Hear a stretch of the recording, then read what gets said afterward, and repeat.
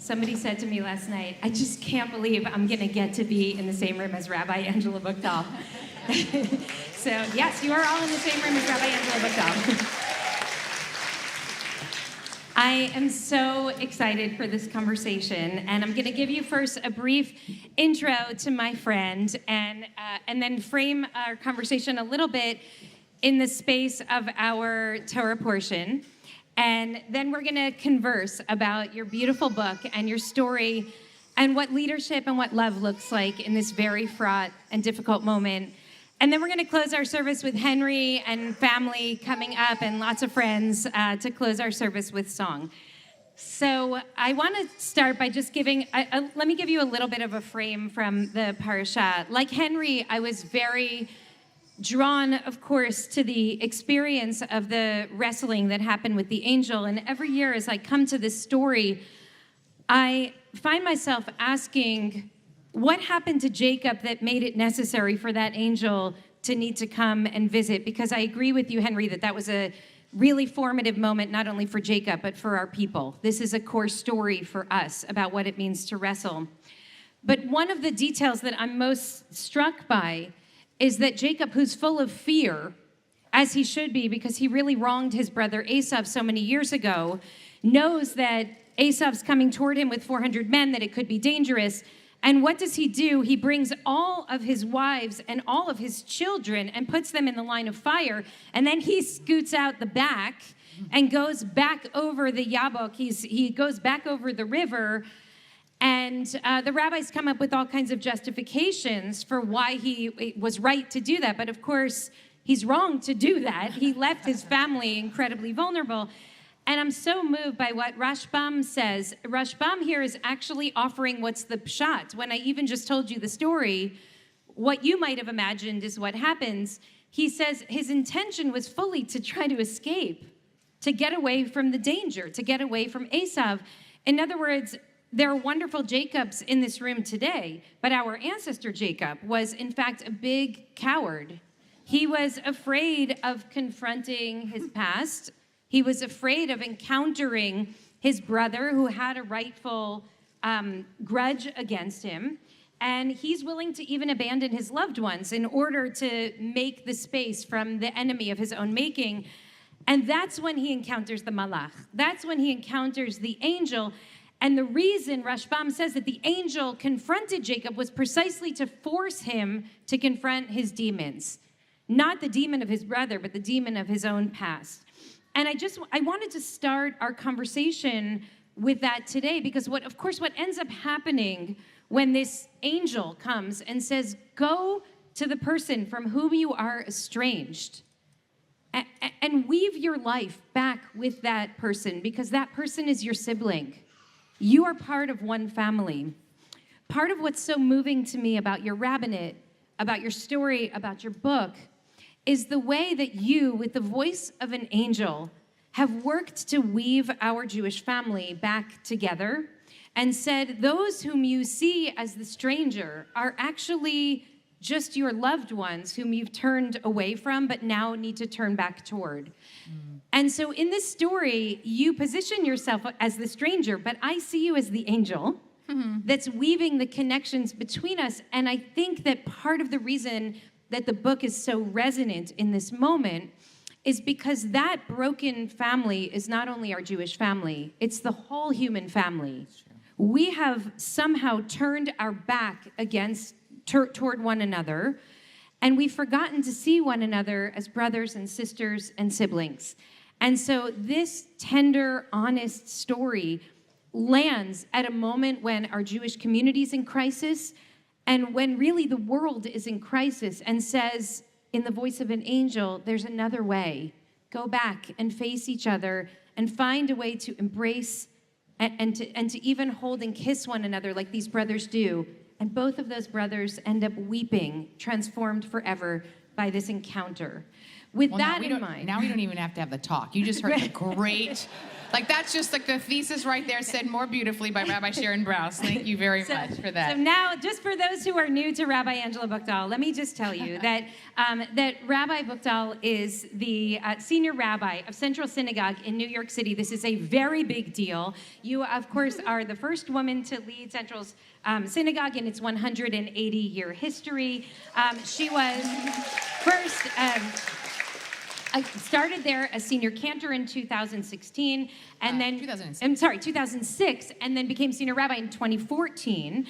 And we'll talk if it comes up in conversation about the journey of being both a cantor and a rabbi, and you know that historically those are tough. Those two roles are set up to clash with each other, and when you hold them both inside yourself, not here at IKAR, but everywhere else. And so when you hold those both inside of you, how do you navigate that? But Rabbi Buchdahl, you know her and you love her because she is nationally known and followed because of her incredible voice and her courage. And there are tens of thousands of people from around the world who are listening in on your services every single Shabbat, hundreds of thousands on the holiday. This book, called The Heart of a Stranger, An Unlikely Rabbi's Story of Faith, Identity, and Belonging, became an instant New York Times bestseller. That really only happens if you're Meghan or Harry. It doesn't usually happen to first-time authors who are sharing such a tender analysis and story, and it is really incredible. And the book is an absolute joy to read and even better to listen to because Rabbi Buchdahl sings throughout the book, and so you get the benefit of getting like really that much fuller picture. So now I've talked a lot, and I'm going to stop. But I want to just ask you to start, if you would, rooted in the story of the angel pushing these siblings to return from their estrangement. I would love if you would speak because you are not only a colleague but also a friend. I know what a hard time the last couple of months have been. And your book comes out in a moment where we need it desperately at the end of 2 years of just horrific bloodshed and great pain in Israel and in Gaza and across the world, but also in a moment of great pain and struggle in New York City and a kind of tearing apart of our Jewish family in New York, which you were, I think, unwittingly thrown into the center of. I want to start with my question, which is, Malach, how's your heart? How is the heart of a stranger? How is the heart of an angel in this incredible moment?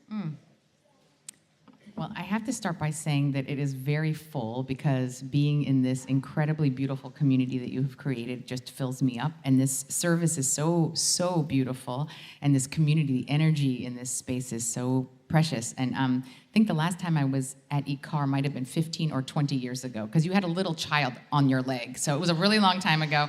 And I had been wanting to come back for so long, and it's such a gift to be here. And just to say that, Henry, it was a privilege to be here for your bar mitzvah. You are a zechut to your parents and to this whole congregation. You represent, your community so beautifully. What a treat to be here for that. And just to say that a word about my dear friend and teacher, Rabbi Sharon Brous, before I start, just to say that, we didn't go to school together. We've done our rabbinates on opposite coasts, but she has been a teacher for me, from forever. And we were very fortunate that, like, a small group of us after October 7th, we knew that we needed a little sisterhood of rabbis that were going to be in connection with each other. And we're all from different cities, one from Yerushalayim, one from Paris, LA, New York, and Boston. And we were gifted a house in Provence, and so twist our arm, we went and did a retreat, the 5 of us together. We happened to be there in the summer when it was Parshat Pinchas, and we realized it was the story of the daughters of Zelophehad, and we were 5 daughters ourselves. So we now call our group Benot Zelophehad, and we have continued to be in touch. And Sharon is an integral part of just this sisterhood that we all need each other. So it's just a treat to be able to do. I think this is my 23rd city on this book tour, actually. And so I took a sabbatical. This is not a traditional sabbatical, just in case you were wondering. But it has been a gift to do this, and especially to be able to be reunited with friends. So thank you for this privilege. When you were speaking about the Torah portion today, I was thinking about the fact that Jacob is wrestling with this angel, this maybe with Esau, as Henry said beautifully today as well. And I think that this is where we are right now. I think that what's interesting is, I think when you talk to Israelis, when they were having the judicial reform protests, many of them were saying it's not just about those who want judicial reform and those who want, a kind of a more democratic state and those who want a more Jewish state. They realized that these were internal fights that Israelis were having, even within themselves. And I was thinking about the fact that most of us are not just torn on one side. We're actually trying to balance what feels like polarities that we're balancing. And I might name this with a teaching that Rabbi Yossi Klein Halevi teaches, where he says that most Jews feel compelled by one of two commandments that our tradition pushes us to believe. And he calls us either Passover or Purim Jews. Maybe you've heard this. But if you are a Passover Jew, you feel deeply compelled by the story to remember that you were slaves in Egypt. And you know the heart of a stranger, so do not press the stranger. And you're really driven by this sense of justice and fairness and looking out for the most vulnerable. And then there are Purim Jews, and your primary memory directive is remember Amalek or Haman or Nazi Germany. And the kind of primary mandate of that memory is vigilance and self-protection and courage in the face of the enemy that is always out to get the Jewish people. And you might even say these are two twins that are battling within us. And I think that the important thing is that we don't only have one. And I think that by the title of my book, which is called Heart of a Stranger, you can probably guess where my heart normally goes. I'm a Passover Jew in that sense. And yet October 7th, I think, brought out the other memory in a different way for me. And I think that the key here is not that we just say one has supremacy over the other. This idea that we can only hold one of these truths or one of these memories, one of these commandments that our tradition is actually calling us to have. That's just in some ways a metaphor for what we're doing also in New York, when we are both trying to balance a sense of caring for people in the city that are the most vulnerable and also worrying about our own safety and security in a city that just elected our first non-Zionist mayor in the most Jewish city in the country. So there's a lot that we are wrestling with, and I think the danger is when we think we are just one, as opposed to actually holding both of these and continuing to wrestle with which one should have precedence for that moment.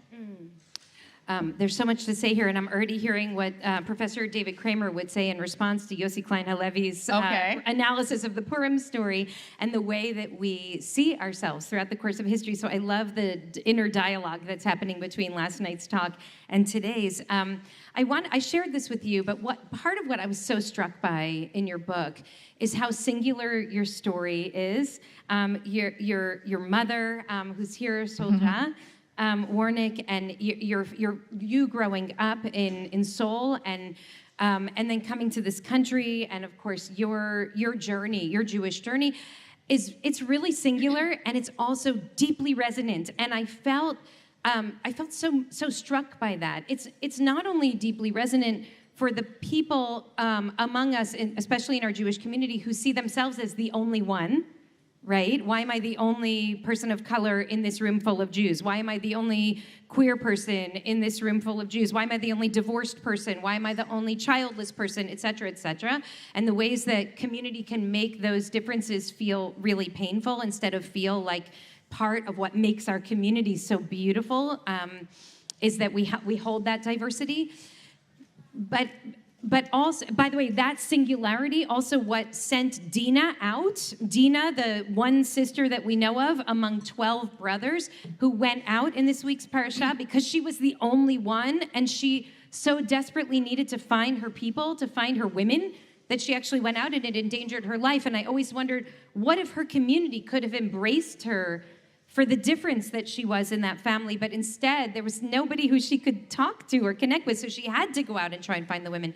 But it also is so resonant for me and for many of us who don't have a story as singular and unique as yours, and yet feel also like many years of my life I spent as a Jew outside of the party looking in and trying to figure out how do I find my way in the landscape of Jewish life that doesn't seem to make space for me?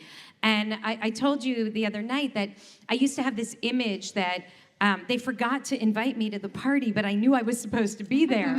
And I'd knock on the door and nobody would answer, but I heard all the fun inside, and I would sort of sneak around the back and try to find a window that I could break into and finally get inside and realize nobody actually wants you here in this party.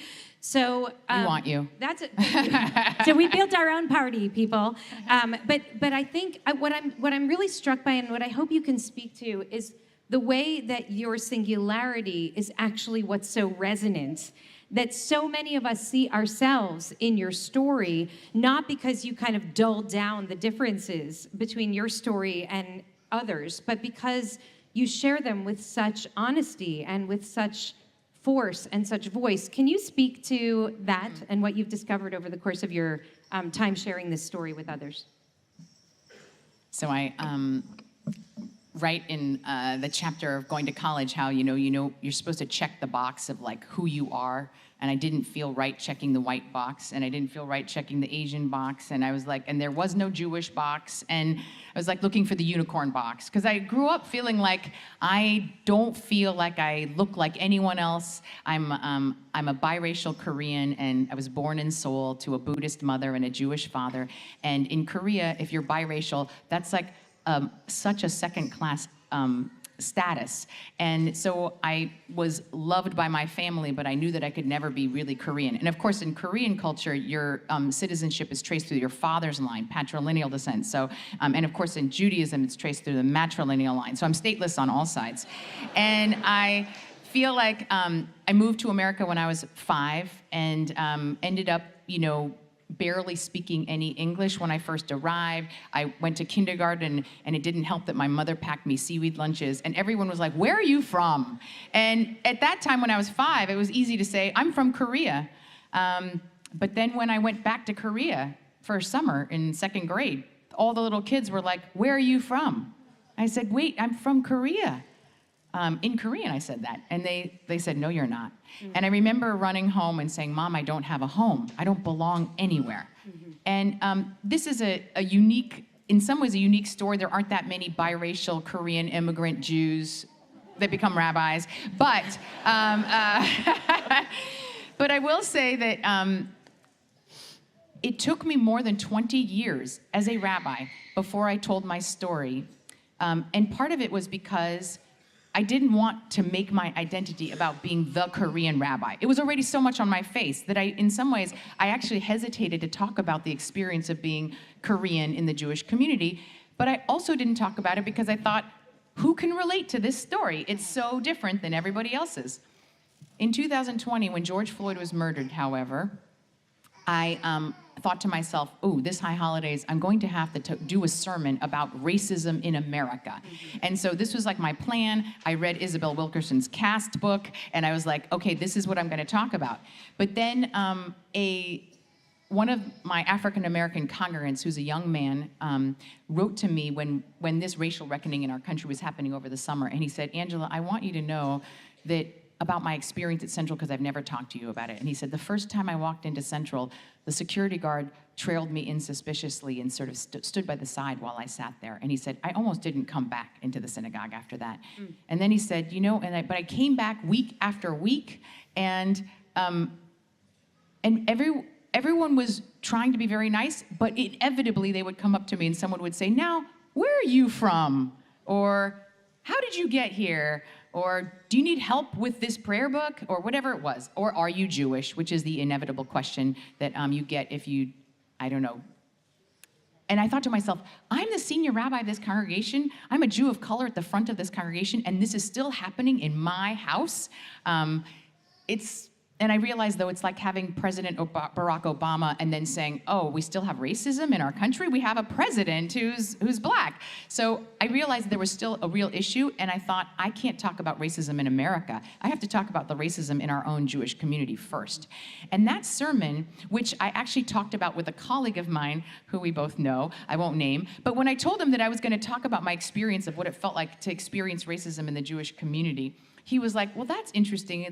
Is that going to resonate for people? And I remember thinking to myself, defensively, Well, even if it doesn't, it's important for the community to know, even if that's not their experience, that they should know what it's like to be one of the Jews of color in our congregation. Mm-hmm. So anyway, I give this sermon, to make a long story short, it was the first year of the pandemic when everything was virtual.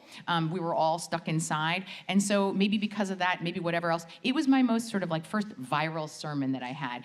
And what was, very moving to me was to hear from Jews of color from literally around the country who said, this is the first time I feel seen. But what surprised me much more, and this comes to your question, is how many people, congregants and people from other places who said, this story resonates for me because I feel like I'm a stranger in the Jewish community. And these could have been Jews for the many reasons that you named. It could be that they had two Jewish parents, but they had an accent from like Birmingham, Alabama, or they were differently abled, or they didn't have children, or all the different things that make people feel, or they just feel like I don't know enough, I'm not observant enough, I'm not, I don't know enough Hebrew, all the ways that we don't feel enough as Jews, or that we're not invited to the party. Mm-hmm. And so what I realized, and this in part became the seed of writing this book, was this feeling that the heart of a stranger is something that we're all experiencing. But maybe I want to affirm that it's actually it's actually deeply important for us as Jews to know what that experience is. Mm-hmm. And I'll just remind us that the origin story of our people is Abraham being called, Lech Lecha, to leave his birthplace and homeland and to travel to a place he does not know in order to be a blessing. Mm-hmm. And when he does that and he crosses over the river, Ya'avor in Hebrew, that crossing over is where the word Ivri comes from. You cannot be a Hebrew without being a boundary crosser, without knowing what it feels like to leave what feels comfortable and safe and familiar, and to go to some place that feels very risky and uncertain, and where you feel like you're a stranger. So if that is the origin story of our people, my sense of apology for always feeling like I was the outsider, I realized it was the most Jewish thing about me. And I think at that point, that was like, that's the seed of this book. Beautiful. Okay. So I had this experience when I was in my last year of rabbinical school. I was studying also at Columbia, doing a master's in human rights. And we had a human rights conference in Bellagio, Italy, and I was invited as a grad student rapporteur.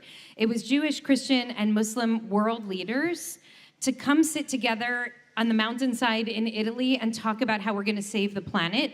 And I was there just as a grad student. I was supposed to take notes, but all the Jews on the Jewish team got sick, and so there was only one other Jew, but the two of us became the representatives of the Jewish people. And I was like a 26-year-old grad student speaking on behalf of the Jews.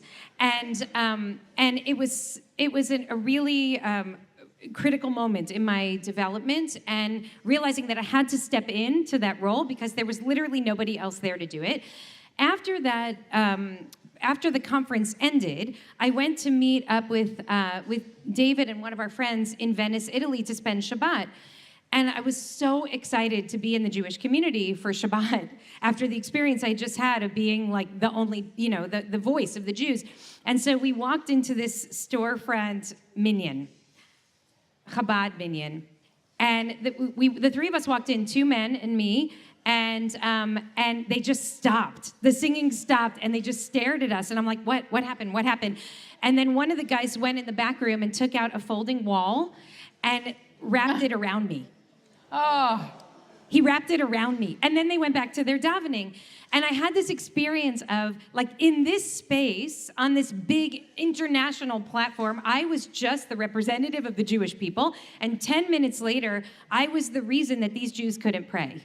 And I feel I know you understand this feeling, and I wonder if you can speak a little bit to that. Now you're so well known that when you stand on the security line at JFK on your way to Tel Aviv, I'm sure that people see you and they know who you are, but how do you navigate, on one hand, being literally the face of what a rabbi is on Jeopardy, on one hand, and at the same time being both Korean American and female, and in the eyes of many in our community, not seen in the same way that your community and ours sees you? So this is a very familiar feeling, and I'm going to actually guess that we're not the only ones who've experienced it in some way or another. But I grew up in Tacoma, Washington, which is a little Jewish outpost in Washington State. There are 300 Jewish families there, but I was already the fourth generation in that congregation, and my Jewish family had been there for 100 years, so I felt very connected in that warm bubble. And I really took on a sense of Jewish leadership in Tacoma, Washington. That's the kind of community where everyone has to do something because it doesn't happen if you don't have people do it. So I was already song leading by the age of 14 in my Sunday school. I was already the youth group president. Every one of us had to take a turn doing that, but I was youth group president of my BBYO chapter, and I was one of only 3 Jews in my high school of 1,300 people. So it was me and my sister and Hillary. And so when we were there, I had that feeling of like, if you grew up in a small Jewish community, you know what it's like, this feeling that you are representing Judaism. And that's what I was doing. And I was in a public school, very large public school, where we had Christmas assemblies. And in the middle of the Christmas assembly, they would stop the Christmas carols, and then they would turn to me and say, and now Angela, the Jew, which was implied, will now light the menorah. And I would come out and I would have my little piece of Hanukkah in the middle of the Christmas assembly. And I really felt this sense that if I'm not representing Judaism, then it's not gonna happen. And I'm carrying it. So I felt very proud. It was extremely painful then to be selected for the Bronfman Fellowship when I was 16 in 1989 to go to Israel with 25, quote, Jewish leaders from North America. And it was the first time I was outside my Reform synagogue bubble. And here, my Orthodox roommate, we were having a conversation about how we were going to observe Shabbat in our room. And at some point, she just said, you know, Angela, we can keep arguing about this, but I respect your opinion as a person, but not as a Jew, because you're not a Jew. And my Korean Buddhist mother, that definition, while I kind of had heard it intellectually, I didn't really know what it felt like to have someone that I was with really say, this is the halachic definition. And I don't think she meant it in a cruel way. I really don't. It was just, this was the system that she was operating under for Jewish status. So it was very painful, extremely destabilizing, and I think it set off a Jewish identity crisis that lasted for the next 5 years. That being said, I also fell in love with Israel that summer. I fell in love with Jewish learning. And at the end of that summer, I remember thinking, well, I'm going to lean in. I'm going to become a rabbi. And I never actually could think of anything else I wanted to do with my life from that moment on, as much as I wanted to be a rabbi. And so I stuck with it, even though there were times where I actually wanted to stop being a Jew. So anyway, I would say that feeling is really hard. Now, in a very similar way, I'll just share, one story, which is that yes, now when I walk into a Jewish space, most people, I don't get the question, are you Jewish anymore? Or people asking me about the Jewish star necklace I'll be wearing. But in some ways, my middle son is studying at an Orthodox yeshiva up north in Israel right now. And it is filled with Israelis. The instruction is in Hebrew, and his Talmud skills are at the level that he can do that with a bunch of Israelis. But in the first week of school, his Rosh Yeshiva said to him, so we know who your mom is because she's a well-known rabbi, so we understand that you're not a halachic Jew. And they said, we're going to let you stay and study with us, but you cannot have an aliyah or lead services or count in a minyan while you're here. And I thought to myself, oh my God. So it doesn't matter. And actually, my son said, Mom, all the people at my yeshiva are talking about your sermon from Mom Dani a couple weeks ago. And I was like, really? They were like, yeah, they love it. And I was like, wow, they could be talking about my sermon from America at this yeshiva, but I am not a Jew that enables my son to lead services while he's at this yeshiva. So this is still, talk about that sense of struggle and identity, and sometimes just being reminded, like really very upfront in my face, that I'm still a stranger. I know that this has been a very painful personal journey, and it's also so clear to me how it is your superhero origin story. I mean, I don't believe that you could be the rabbi that you are, that you could see the stranger as you do if you didn't also go through that experience the way that you did. And so I feel this like deep sadness for the 16-year-old you that's being told by your roommate that you're not a real Jew. And also, I know that it has helped you grow as an incredibly sensitive rabbi. and rabbinic leader. And in my journey of going to every synagogue in New York City, trying to find a place where I can learn and feeling like an outsider everywhere, I know that it helped us build a culture of welcoming and love in this place. And so I can see the way, if we're able to grab those moments of heartache and transform them, there's a kind of tikkun that's not only for us, but can end up helping others as well. Can I ask you to share a little bit about Colleyville? Because this is one piece of your story that wouldn't have been in the book if it had come out a couple years earlier. Right. That's right. We were here just in the midst of an Omicron, peak. It was Levi Brauslight's bar mitzvah. We were up on the roof and having this celebration, and then found out when Shabbat ended that in Colleyville, Texas, there had been this horrific and terrifying standoff with well, you can tell the story, and I only learned later about your role in this story. And if you're willing, I would love if you could share it with the community. Yeah.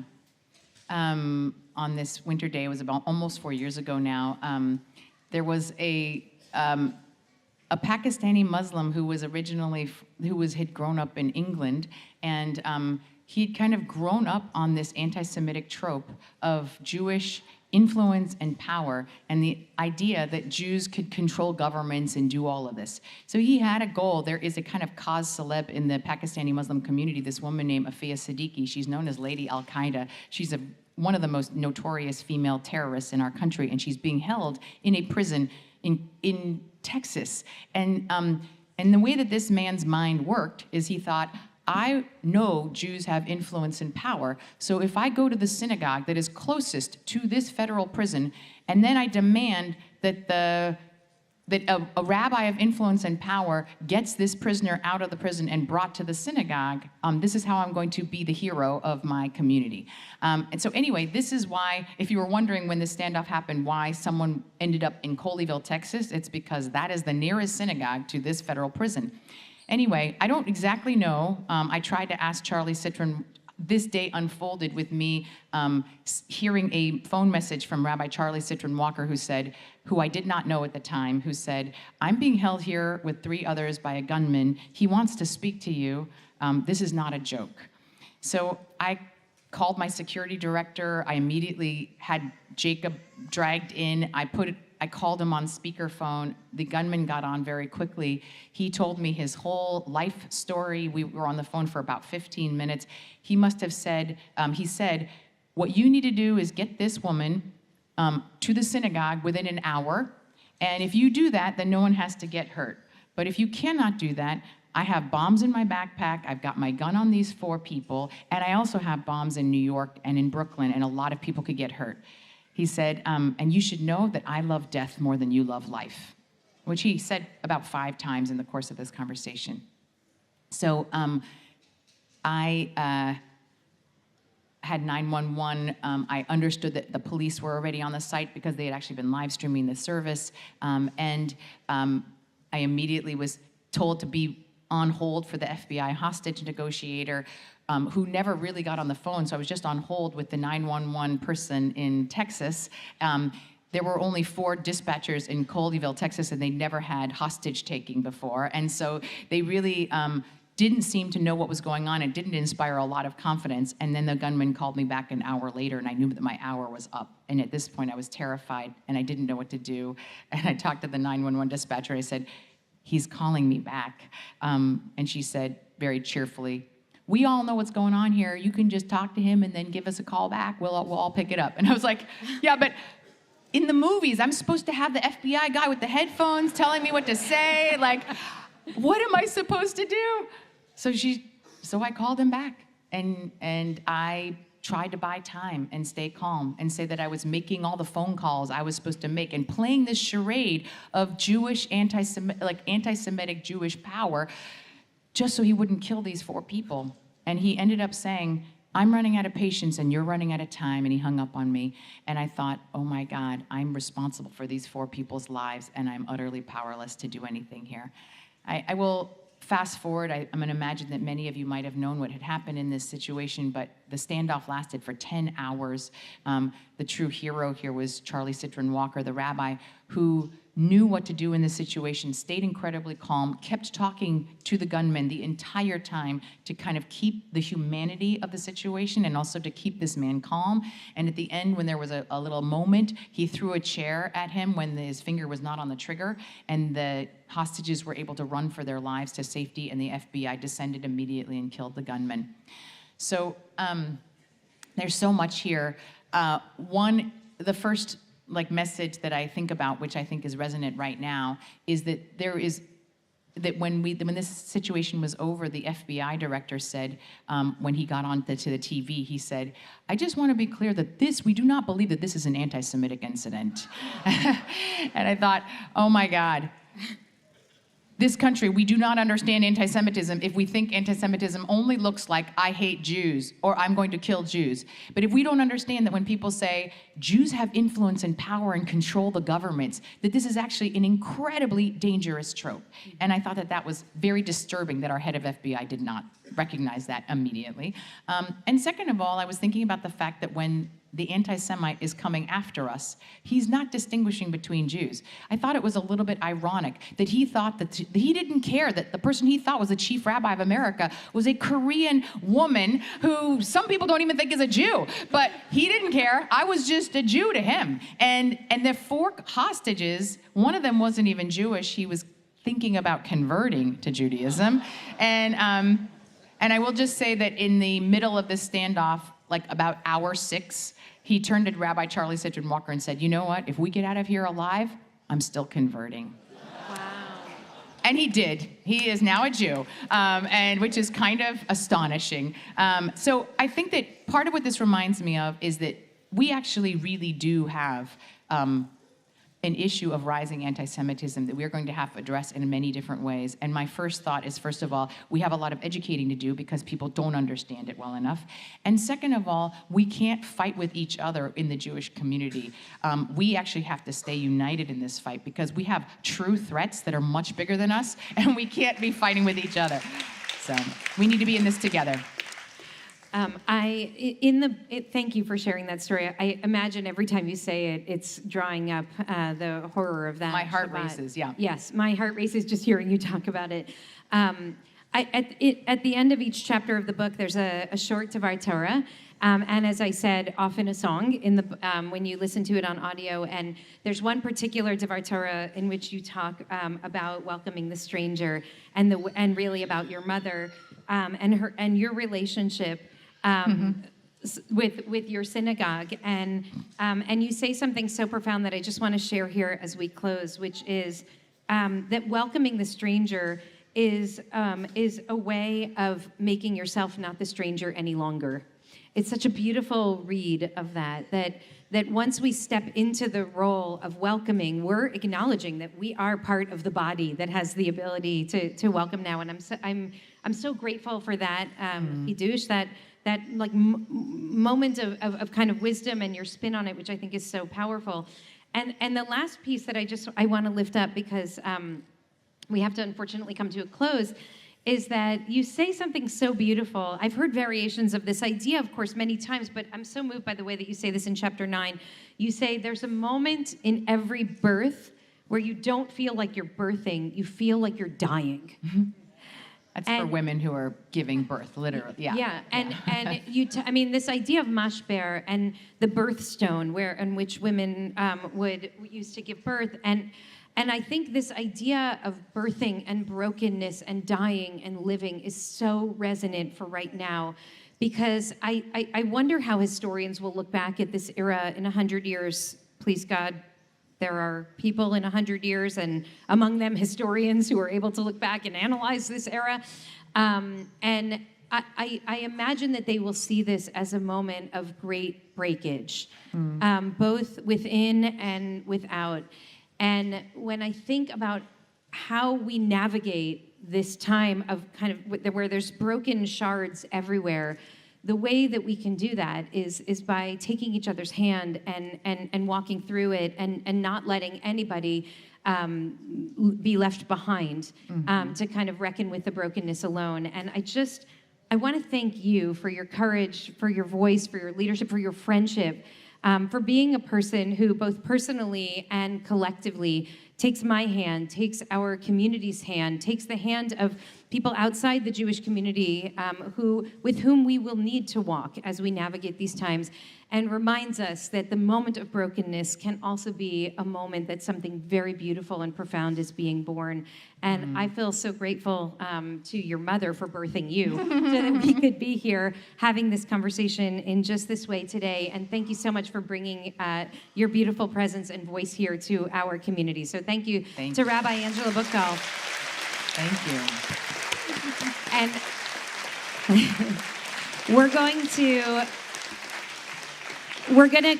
I asked Angela if she would close us with a song. And then after this song, Henry will have you and all your people come up here and join us to close our service with Ein Keloheinu. The book is called Heart of a Stranger, an unlikely rabbi's story of faith, identity, and belonging. Thank you so much, my dear, beautiful friend. Should I sing right here, or?